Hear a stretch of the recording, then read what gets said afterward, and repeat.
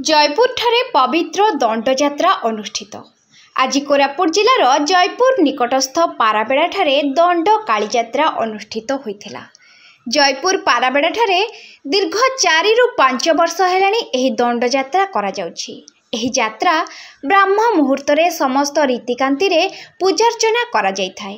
गंजाम जिलारो प्राय 30 जन मानसिकधारी जयपुर ठारे मध्याह्न समय रे धूलीदंड अग्निदंड और मध्यराति रे काली नाचर व्यवस्था करा जाय थाए। जयपुर पाराबेड़ा मो नाम हूँ दंडपाणी पात्र श्रीरामपुर। बहुत दिन नाच ये बड़ निकृष्टा जिनस बहुत कष्ट जिनस यहाँ दंड नाच बोले बहुत कष्ट जिनस यहाँ कोड़े 21 दिन कोड़े 13 दिन कोड़े 18 दिन कोड़े 5 दिन।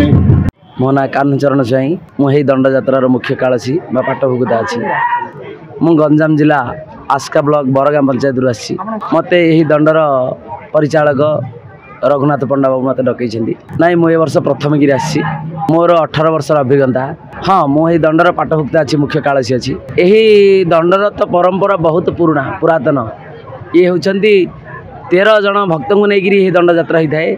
कतृमुनि नाम जड़े ऋषि थे ऋषिपुत्र मानक अभिशाप देते तो से दिन ठारू से अभिशाप मुक्ति पाइबापी बोली हर पार्वती झाम यात्रा करने निर्देश होता भोग करी यही दंड यात्रा आरंभ होता।